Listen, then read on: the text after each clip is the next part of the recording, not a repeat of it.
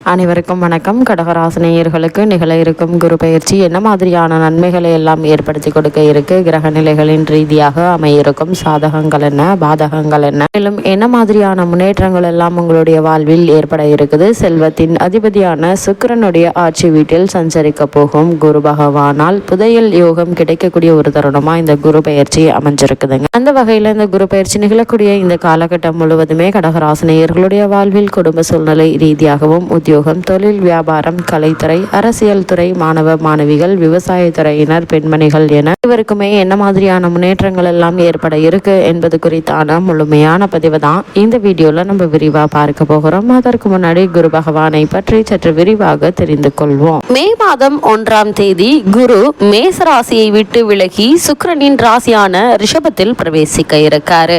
ரிஷப ராசிக்கு அதிபதியானவர் சுக்கிரன், குரு பகவானின் பகை கிரகம் ஆவாரு. அசுரர்களுக்கு ஆச்சாரியர் சுக்கிரன். தவ வலிமையில் குருவும் சுக்கிரனும் சமபலம் பெற்றவர்கள். தேவர்களுக்கு ஆச்சாரியன் குரு. பொன்னன், வியாழன், பிரகஸ்பதி, தேவகுரு என்ற பல பெயர்களால் பிரசித்தி பெற்றவர் குரு பகவான். தேவர்களுக்கும் இந்திரனுக்கும் ஆச்சாரியன் இவரே. அசுரர்களின் ஆச்சாரியரான சுக்கிரன் குரு பகவானுக்கு இணையான தவ வலிமை பெற்றவர். அசுரர்கள் இவரை தெய்வமென போற்றி வந்தனர். நீண்ட காலம் மிக கடுமையான தவமிருந்து மிருத சஞ்சீவினி என்ற மகா மந்திரத்தை கற்றுக்கொண்டார். பிறந்தவர்களை உயிர்ப்பிக்கும் சூட்சும சக்தி வாய்ந்த மந்திரம் இது. தேவர்களுக்கும் அசுரர்களுக்கும் அடிக்கடி போர் நடந்து வந்தன. அந்த தருணங்களில் போர்க்களத்தில் உயிர் நீத்த அசுரர்களை சக்தி வாய்ந்த இம்மகா மந்திரத்தினால் உயிர்ப்பித்து வந்தார் சுக்கிரன். இவ்விதம் உயிர் பிழைத்த அசுரர்கள் மீண்டும் மீண்டும் தேவர்களுக்கு எதிராக போரிட முடிந்தது. ஆனால் தேவர்களிடம் இம்மந்திரம் இல்லை. இதனால் ஒவ்வொரு போரிலும் தேவர்கள் தோற்றே வந்தனர்.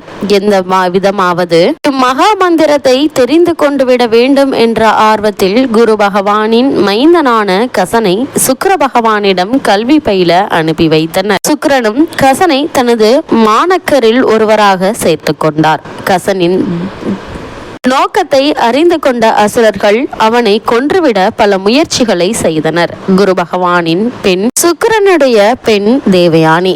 கசன் மீது மையல் கொண்ட காரணத்தால் தேவயானியின் உதவியால் சுக்கராச்சாரியாரிடமிருந்து மிருத சஞ்சீவினி எனும் மகா மந்திரத்தை கற்றுக்கொண்டான் கசன். இம்மகா மந்திரம் இறந்தவர்களை உயிர்ப்பிக்கும் சக்தி வாய்ந்தது. ஒவ்வொரு முறையும் தேவயானி கசனை காப்பாற்றி வந்தாள். இதனை அறிந்த அசுரர்கள் கசனை ரகசியமாக கொன்று எரித்து அந்த சாம்பலை சுக்கராச்சாரியார் அறியாமல் சோமபானத்தில் கலந்து கொடுத்துவிட அவரும் அருந்துவிட்டார். மீண்டும் தேவயானியின் முயற்சியினால் கசன் உயிருடன் சுக்கராச்சாரியாரின் வயிற்றை பிளந்து வெளிவந்து சுக்கிரனையும் உயிர்ப்பித்தான். பின்பு தேவயானி தன்னை திருமணம் செய்து கொள்ளும்படி வற்புறுத்தியும் கூட குருவின் மகள் தனது சகோதரிக்கு சமம் என கூறி மௌனம் மன உறுதியுடன் மறுத்து தேவ உலகிற்கு சென்று விட்டான். இதனால் சீற்றமடைந்த தேவயானி கசன் கற்றுக்கொண்ட மிருத சஞ்சீவினி மந்திரம் அவன் மனதிலிருந்து மறந்துவிடும்படி சாபமிட்டாள். குரு பகவானின் தவ வலிமை பற்றி வேதங்களிலும் சில உபநிடங்களிலும் இதிகாச புராணங்களிலும் விரிவிக்கப்பட்டிருக்குது. பொதுவாக ஒரு ராசி மண்டலத்தை கடப்பதற்கு குரு பகவானுக்கு 12 மாதங்கள் ஆகின்றன. சந்திரனின் ஆட்சி வீடான கடகம் குருவுக்கு உச்ச ராசியாகும். மகரம் நீச்ச ராசியாகும். ஜனன கால ஜாதகத்தில் குரு சுபபலம் பெற்று பாவகிரக சேர்க்கை இல்லாமல் இருப்பின் அத்தகைய ஜாதகர்கள் ஒழுக்கம், தெய்வ பக்தி, தெளிந்த மனம், நேர்மை ஆகிய நற்குணங்களால் சிறந்து விளங்குவார்கள்.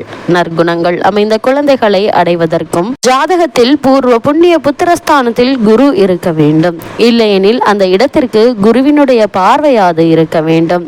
கோல்சாரத்தின் போது குருவிற்கு வக்ரகதி அல்லது அதிசாரகதி ஏற்படுமானால் அப்போது அவர் பூர்வ ராசி பலனை தான் தந்தருள்வார். ஜாதகத்தில் கெடுதலை உண்டு பண்ணும் கிரகங்கள் குரு பகவானுடன் சேர்ந்திருந்தாலோ அல்லது குரு பகவானால் பார்க்கப்பட்டாலோ அந்த தோஷம் அடியோடு நிவர்த்தியாகிவிடும் என கூறுகின்றன புராதன ஜோதிட கிரகங்கள்.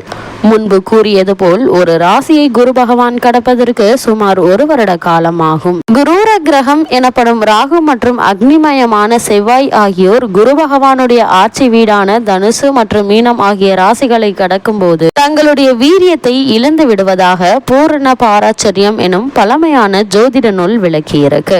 இதிலிருந்தே தெரிந்து கொள்ளலாம் குரு பகவானின் தெய்வீக சக்தியினை. அது மட்டுமில்ல, ஓடி போனவனுக்கு 9 குரு, அகப்பட்டவனுக்கு அஷ்டமத்தில் சனி என்ற மூதுரையும் உள்ளது. இவற்றிலிருந்து தெரிந்து கொள்ளலாம் நமது வாழ்வில் குரு பகவானுடைய முக்கியத்துவம் எத்தகையது என்று. வேத காலம் எனப்படும் பாரத புண்ணிய பூமியின் பொற்காலத்தில் வாத்யாசனர் என்றொரு மகரிஷி இருந்தார்.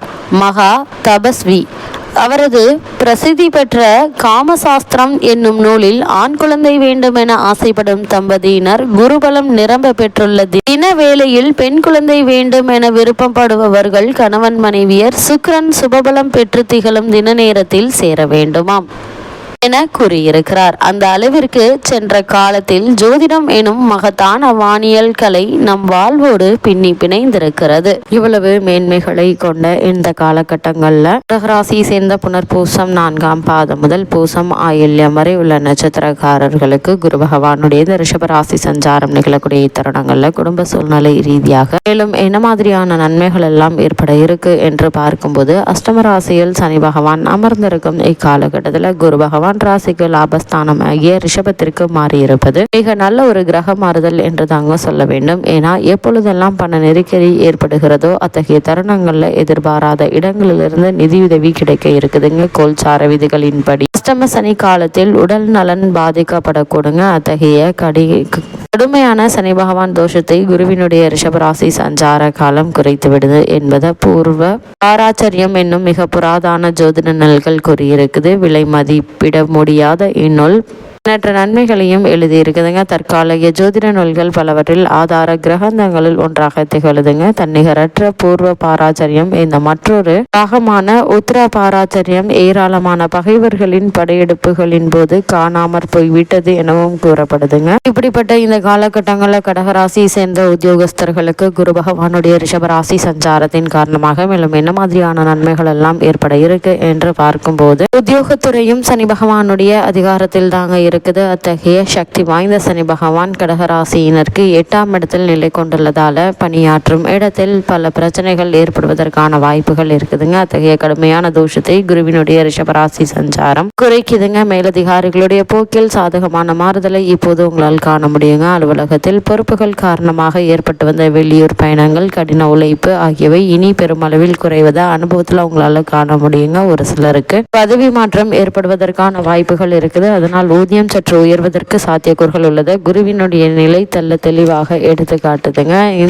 கடகராசி சேர்ந்த தொழில் மற்றும் வியாபாரம் செய்பவர்களுக்கு குருவினுடைய ரிஷபராசி சஞ்சாரத்தின் காரணமாக மேலும் என்ன மாதிரியான முன்னேற்றங்கள் எல்லாம் ஏற்பட இருக்கு என்று பார்க்கும்போது, சனி பகவான் அஷ்டமஸ்தானத்தில் இருக்கும்போது ராகுவினால் பாக்கியஸ்தானத்திற்கும் ஏற்பட்டுள்ள தோஷம் இப்போது குருவினுடைய ரிஷபராசி சஞ்சாரத்தினால் குறையுதுங்க. கடகராசிக்கு பூர்வ புண்ணியஸ்தானத்தை குரு பார்வையிடுவது மிக நல்ல பலன்களை அளிக்க வல்லதுங்க. பழைய கடன்கள் இருந்துச்சு அப்படின்னா அவை அப்போது அடைபடுங்க. வரக்கூடிய பாக்கிகள் வசூலாகுங்க. ஏற்றுமதி துறையினருக்கு வெளிநாடுகளில் புதிய தொடர்புகள் ஏற்பட்டு அதன் காரணமாக வியாபாரம் அபிவிருத்தி அடையுங்க. நிதி நிறுவனங்களுடைய ஒத்துழைப்பு கிடைக்க இருக்குது. கூட்டாளிகளுடன் ஏற்பட்டு வந்த கருத்து வேற்றுமை நீங்கி புதிய விற்பனை கிளைகள் ஆரம்பிப்பதற்கு அனைத்து உதவிகளும் தானாக தேடி வர இருக்குதுங்க. கடகராசி சேர்ந்த மாணவ மாணவியரை பொறுத்த வரைக்கும் குரு பகவானுடைய திருவில்லத்திற்கு மிகவும் பிடித்தவர்கள் மாணவ மாணவியர். ரிஷபராசியில் நிலை கொண்டுள்ள கடகராசி மாணவ மாணவிகளுக்கு சிறந்த கல்வி முன்னேற்றத்தை அளிக்க இருக்கிறாருங்க குரு பகவான். அதே போல நேர்முக தேர்வுகள்ல மிகச் சரியான விடைகளை கூறி வெற்றி கனியை எட்டி பறித்து விடுவதற்கு சிறந்த ஒரு காலகட்டமாகவும் இக்காலகட்டம் அமைஞ்சிருக்குது. கடகராசினியர்களுக்கு கிரக நிலைகளின் ரீதியாக கூறப்படும் பரிகாரம் என்ன என்று பார்க்கும்போது,